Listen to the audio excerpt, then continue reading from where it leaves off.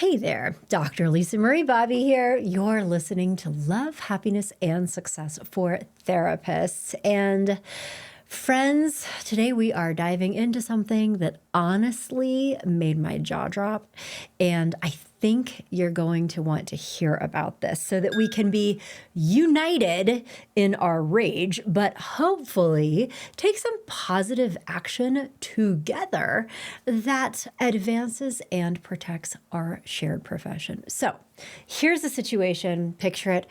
There I was, innocently scrolling through LinkedIn the other day, probably procrastinating on something important, when up pops this job posting from, should I say the name? I'm going to say the name. This was from Lyra Health. Now, many of you know Lyra, right? They're a major EAP player, one of a few, right? But this is a big company that basically offers therapy services to employees of large organization as a benefit, right? And so the way these things work is that they connect therapists with clients and, pay our bills sometimes. Like I've experimented with EAP platforms in the past too. And so I was curious about this, so I clicked on it. And what I saw, I spit out my kombucha, you guys. They weren't looking for therapists. They were advertising for, are you ready? Mental health coaches. Cue the record scratch. Am I right? Like, what? Mental health coaches? To do what exactly? Because last time I checked, the ethical codes for coaching and for therapy are crystal clear that coaching is not psychotherapy. Coaches should not seek to diagnose or treat mental health conditions. And if a coach suspects that their client has a mental health issue, they should refer them to a qualified therapist. Oh, the irony. But here's the kicker, because I was like reading through this employment wanted ad, and what I quickly discovered is that these mental health coaching positions were offering probably 25% of what they would need to pay a licensed therapist. They wanted to pay these people like, I don't know, 25, 30 bucks an hour. And that is when the motivation for all of this became crystal clear to me, probably to you too. So through this LinkedIn adventure, I mean, I had not encountered that before personally, but that experience opened my eyes to a super concerning trend in the landscape of our field. And here's the thing. This isn't just about one company or one job posting. This is about the future of mental health care and the future of professional therapists. And honestly, I think we need to be talking about this because if we're just going to get real for a second, corporate forces have noticed something that we therapists have been aware of, right? Qualified therapists are expensive. Our services are in demand, and they should be. But also, I think we understand that it takes a lot to develop a therapist, right? I think for most people, 5 years from the time you get through graduate school, apply for licensure, pass an exam, accumulate supervised of contact hours, all the things. And then also, I think for a year or two after that, we're still developing, right? So I think on the conservative side, we could say 5 years to develop a fully functioning, competent therapist. And then not to mention all the rest of it that goes into it, ongoing supervision, continuing education, mentorship, consultation, continued professional development, and then years of experience often to become truly skilled at this work. So we know that. Giant megacorps have also noticed that there's not an endless bench of therapists. And they have also noticed this pesky little thing called capacity, meaning that therapists can only see so many clients a week before we'll start either burning out or compromising quality of care. And with demand for mental health services skyrocketing, companies are looking for loopholes. They have a gap to fill, and one of their solutions, apparently, enter the mental health coach. You have that. Let's throw in a sprinkle of AI, maybe some apps, and voila, right? Mental health care on the cheap. And companies kind of putting this in front of people as being equivalent to what it is that we do. Now, I am all about accessibility, right? I think that that's a positive thing. And I think that there is probably a place, particularly for AI managed something, right, to put in front of people, particularly people who are in desperate need of services and whose only option may be a community mental health center where you literally can't get an appointment for 8 months. Like, we need to do something for people because it is dangerous for them to be just having them without any access to services at all. We can't have that. And so we definitely need to figure out some solutions there. But I think that also misrepresenting those types of solutions, an app, an AI GPT thing, or a mental health coach, is not the equivalent of working with a fully formed licensed therapist. And the thing that gets me is that there are so many companies, apps, platforms that are representing that as the equivalent.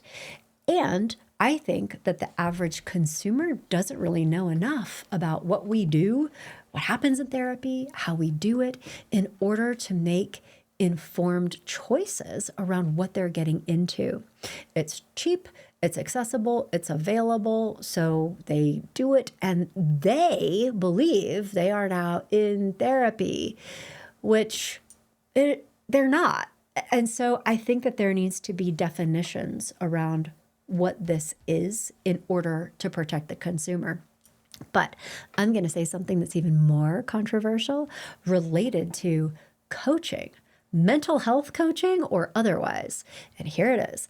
I don't think anyone should be conducting coaching for personal or relational issues unless they are a licensed mental health professional. Period. Full stop.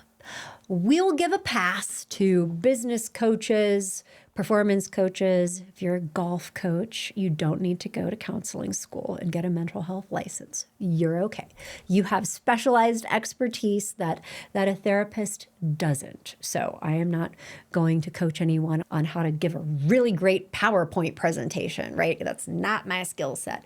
But when it comes to other domains where coaches are operating the same spaces that therapists are operating, relational issues, personal development, things of that nature that require a lot of specialized skills, knowledge, insight, I think that therapists need to be providing evidence-based coaching as a modality that we use with integrity for non-clinical clients. That is the correct modality to use with non-clinical clients. Therapists who make the mistake and try to help non-clinical clients by using behavioral healthcare interventions, that's also not awesome. But particularly when it comes to anything that is intersecting with what could legitimately be a mental health issue, the risks are way too high for anybody but a therapist to be doing that. Because somebody shows up for coaching, mental health coaching or otherwise, what do you need to do? You need to be able to assess for serious mental health conditions. And you need to have a deep understanding of all kinds of things in order to really be able to help people. Human development, attachment theory, family systems, what does trauma look like? In addition to organized core foundations of psychology that are comprehensive theories of change. Without those, how do people make progress? And so this is not something that you can learn in a weekend workshop or an online certification program. And that's just the knowledge base. There are also counseling skills that are used in coaching, as well as organized coaching modalities that have a structure that are different from therapy. And so, like, there's a lot going on. There are issues, and the fact that now mental health coaches are being hired by corporations that provide therapy services, meaning that they should know better and that they are using coaches instead of therapists, I would assume, to attain greater profitability because they don't have to pay unqualified coaches half as much as they have to pay therapists. But they're calling it mental health coaching, which, again, where does that land in the mind of the consumer? Mental health coaching. Okay, I have depression. I'll talk to a mental health coach. How is it different? So it's also, I think, creating a narrative in the culture about what coaching is, what it is for, that is not just false, but it also creates this dangerous storyline where somebody exposed to this, a consumer, will be like, well, mental health coaching, okay. And then we'll go to TikTok and find a trauma coach, or I've, seen that too, not being peddled, of course, by a corporation that provides therapy services, which, oh my God, it's just so next level. But, that people then have this false equivalent in their mind, conflating what therapists do with what random influencer, self-anointed coaches do.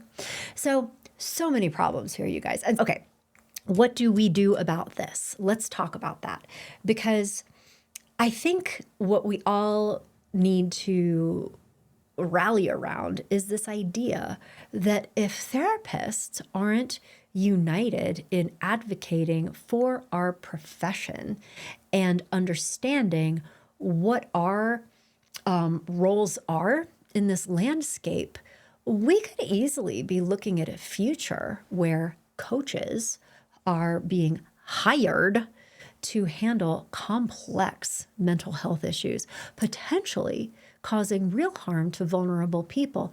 And let's be honest, it could also seriously impact our ability to maintain practices, continue providing quality care. If people are like, well, why should I work with a therapist? Why should they? We need to be telling people why this is different and why this makes sense and what coaching is and what it isn't. And also advocating for a reclamation of the spaces in which coaches are operating, which should be run by therapists and therapists only. But you guys, I'm not here just to ring alarm bells. I think I'm really here to help you understand what's going on in our profession and hopefully light a little bit of a fire to take some action. Because here, I've been thinking about this, and here are the things that I think we can all be doing to protect our profession, but also our careers. And first of all, I think that this comes to having the ability to be clear, first of all, about your own value proposition as a therapist and be able to articulate that. What is it that you can offer that a mental health coach can't? So define that for yourself, but then make sure that the people around you, people that you talk to, and certainly clients or prospective clients, understand the difference between working with a qualified professional who has invested years into being a qualified, trustworthy professional versus somebody who maybe has taken a weekend workshop, right? So secondly, we need to think even bigger than that. So in addition to how we're talking about what it is that we do and why that is different, I think we need to think about systemic change. And to me, this means advocating for clear regulatory boundaries that create separation between mental health treatment and non-clinical coaching. That needs to be defined, I think, by state regulatory agencies so that there is more oversight around coaching as a profession and some kind of means to make it clear to people practicing coaching around what this is for and what it isn't for, but that also holds them accountable to maintaining that separation. Additionally, developing industry standards for what can and can't be called coaching. And so, again, in my perfect world, you guys, where this would go is that there would be types of coaching that would be known to go deeply into personal development issues, and that it would be recognized that the only people truly competent to deliver those services would be licensed therapists who have then obtained formal education, training, supervision, and credentialing as certified coaches, specifically board certified coaches, with it's the type of coaching credential that therapists should get. It is for therapists. So, other types of coaching should be understood to be different things that do not require a specialized degree in order to provide effective services. That might be a little bit pie in the sky, but again, I'm in magic wand territory right now, and that is what I would like to happen. But I think also the other important thing is for therapists to be reclaiming this space.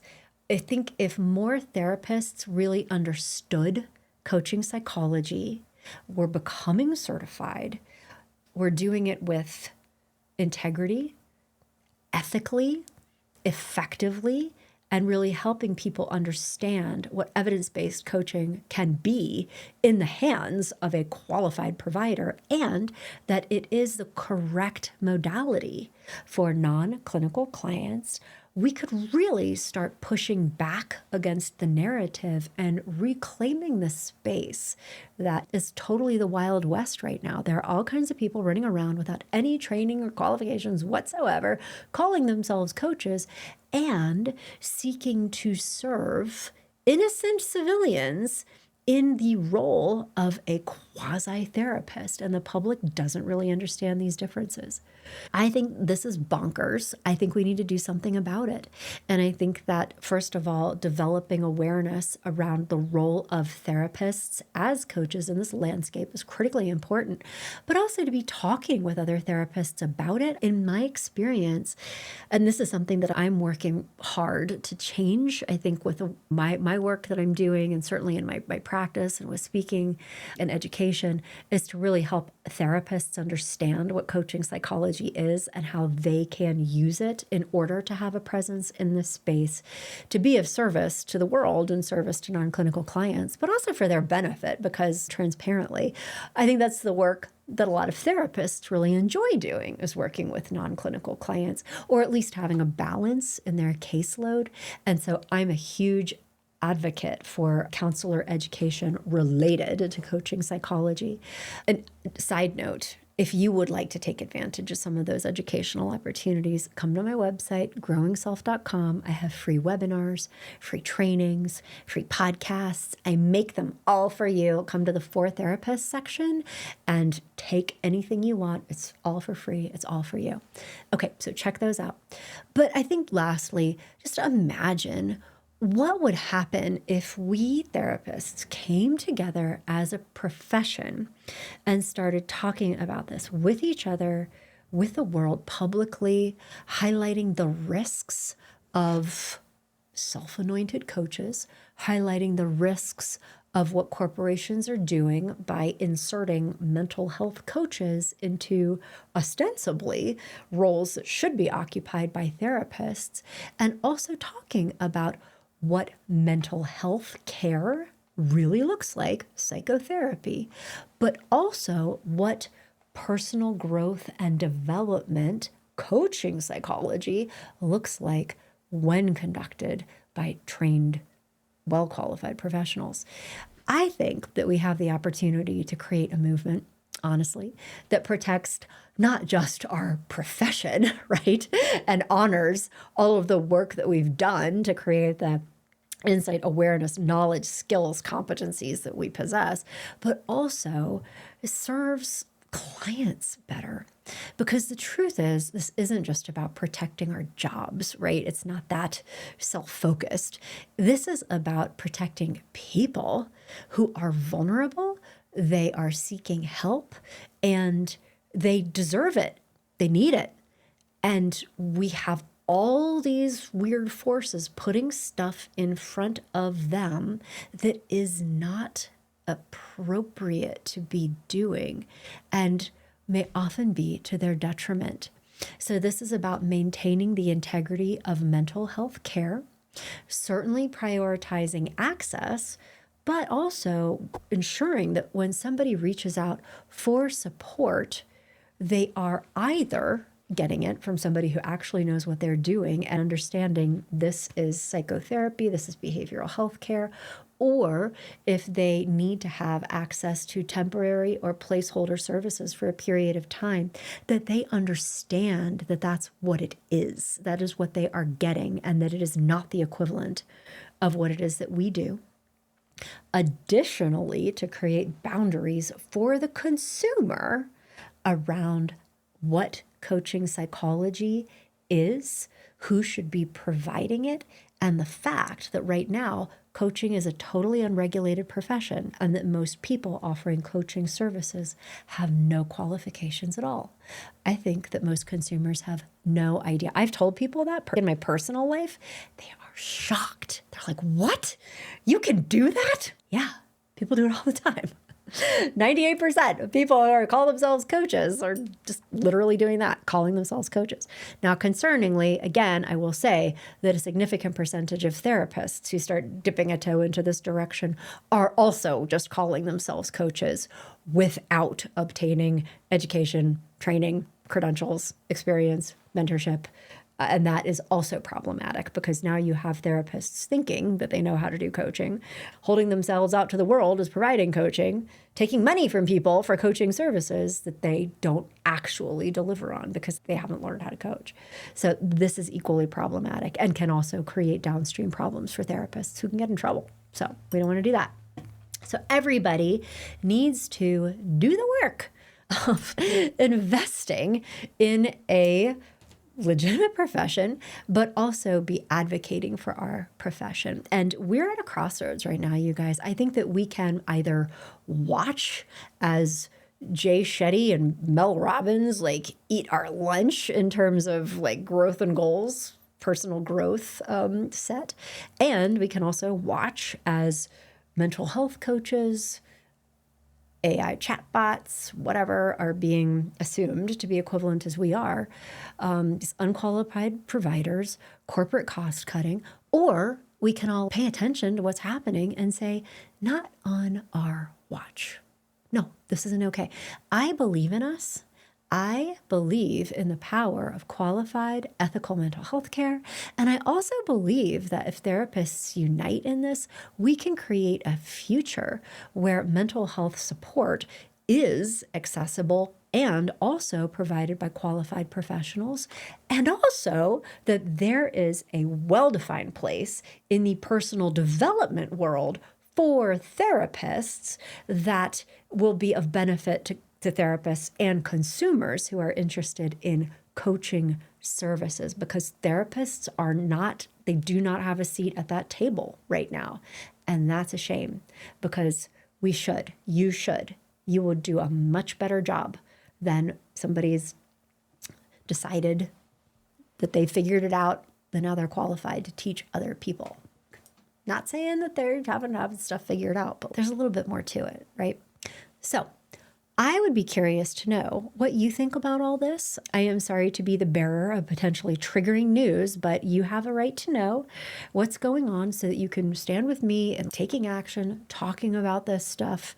If you're not connected with me on LinkedIn yet, come find me. I'm Dr. Lisa Marie Bobby, and I have been, with some great pleasure, actually, getting into fights with people on LinkedIn on a fairly regular basis because I'm saying stuff like that. And I have coaches who want to fight with me, and great fun. But you can join the conversation over there, share your voice, share your perspective, share this episode with your colleagues. Let's have a conversation on LinkedIn together and talk about it. Raise the awareness for therapists, for the public, for each other, because the future of our profession is up to us, isn't it? So thank you for spending this time with me today. Again, I am Dr. Lisa Marie Bobby. You've been listening to Love, Happiness, and Success for Therapists. Thanks for being with me today. Thanks for connecting with me. Thanks for passing this on. And I hope you take advantage of my free resources for therapists at growingself.com. I hope you track me down on LinkedIn, and I hope to hear from you.